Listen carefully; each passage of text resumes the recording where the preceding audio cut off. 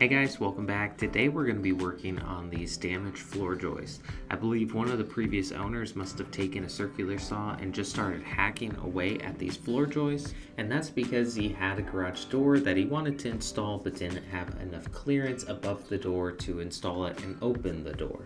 I have since ripped out that door and installed a new low headroom door kit. I made this myself. If you want to see how to do that, go check out the video right here on the screen. But with that low headroom door setup, I should be good to install the new floor joists and not have to notch them at all. I'll double check that before installing the new floor joist, but we should be in good shape with that. These floor joists originally were supposed to be 2x8s. In some areas it's been notched even down to a 2x4 thickness, so this is a lot weaker than it's supposed to be. So I'm going to fix that.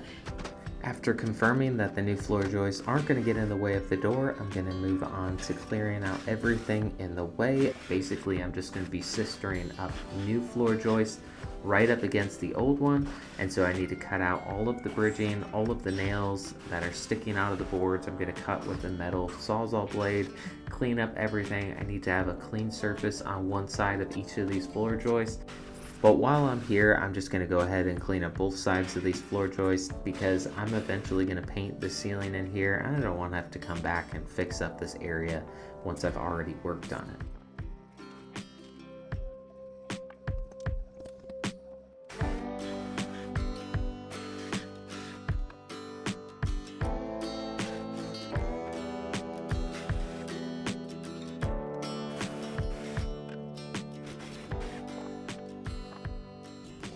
On one side, there's a ledger that I'm going to be cutting out. I'm going to be putting in instead joist hangers here to hold both of the joists up into place.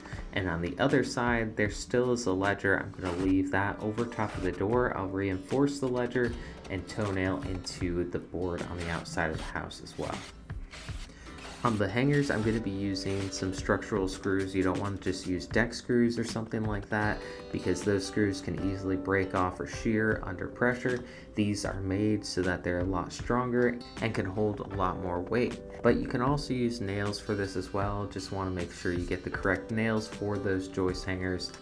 Then for the floor joists, I'm going to be fastening them together with some nails. I've got my nail gun here and I'm going every 12 inches to 16 inches apart, one at the top and one at the bottom. And that will basically just fasten the two together, creating one solid beam. This way you won't have to remove that old damaged floor joist. You can nail them together and they will act as one piece. It'll be a lot easier and save a lot of time and work. And it does a great job at repairing the damaged floor joists. And now there's two floor joists here. Even though the other one was compromised and not as strong as it should be, there's still two here and it's stronger than just one good one. Another thing I want to mention, I'm using C-clamps to really squish those two boards together. If there's any warp or twist in those floor joists, they won't have a good connection. And when you nail those together, they'll sort of float separately. They need to be as tight as possible in order for those nails to fasten it together.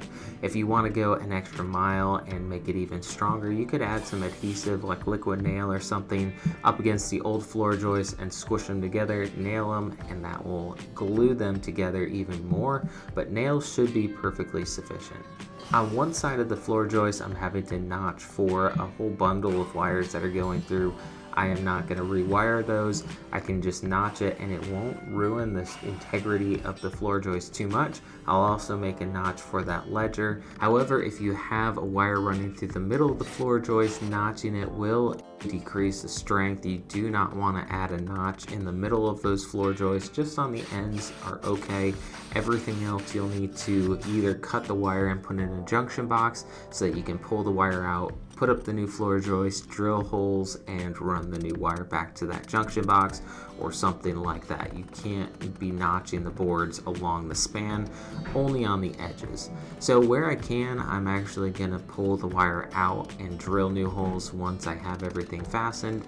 So I did that where I could, but that one bundle of wires up against the edge was perfectly fine to notch it without taking away the strength of that joist. I'm not using it here because my floor isn't sagging all that much, so prying a new floor joist up in place fixes the curve that's in it. If you have a significant bow in the floor, you'll want to put a jack in the middle of that joist to lift it up to where it's straight. This will help release the pressure on that new floor joist and allow you to attach them together as straight as possible so that you have the best chance to correct that bow in your floor.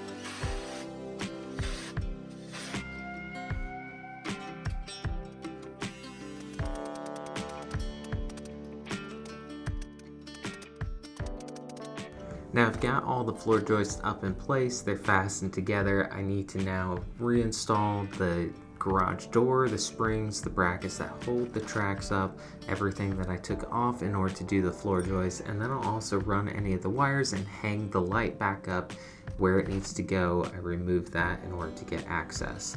So once I have all of that done, I'll show you guys what this is looking like right now. And we also removed all of the bridging in between the joists, so we need to go in and replace that in just a minute.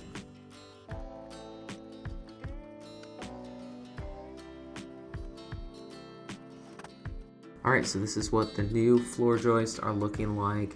I purposely faced all of them towards the door where I come into my shop where it's more visible. On this side, these joists are perfectly fine. There's already one doubled up because there's a wall going across there upstairs. None of these needed to be sistered up. All of the damaged ones now are fixed. Now these notches here, they bother me. I'm gonna fix those and fill them in with a 2x4 in a little bit, but that's not structural. It'll just make it less visible and not bother me quite as much. But before I do that, I'm gonna add in the bridging. This ties everything together and adds a lot of strength to the floor. This makes it so that it all functions as one piece, so one floor joist can't get squished down or bow without the other two on either side of it supporting the weight and absorbing some of that shock. And so this is really important. If you don't put these in, your floor will be a little bouncy, it won't feel quite as strong, and over time those floor joists can start twisting and bowing and get all distorted and make some problems for you down the road. So you'll just want to make sure if you remove any bridging, you need to put it back or else you can cause some problems. Now this is what it's looking like. I cut these 2x4s to fit in here perfectly. I placed them up next to it and traced it with a marker on the inside, and then I took a jigsaw and cut it out to fit perfectly. It's a pain in the butt, but I like how it looks now. I put some brown caulking around it to seal all the gaps, and then eventually I'm going to come in here and paint the whole ceiling white, and you will hardly even be able to see those once it's all done. Alright guys, that just about finishes up the video for today. I hope you enjoyed this one. If you did, hit that like button down below and let me know in the comments if this was helpful. Thanks so much for watching guys. I'll see you in the next one.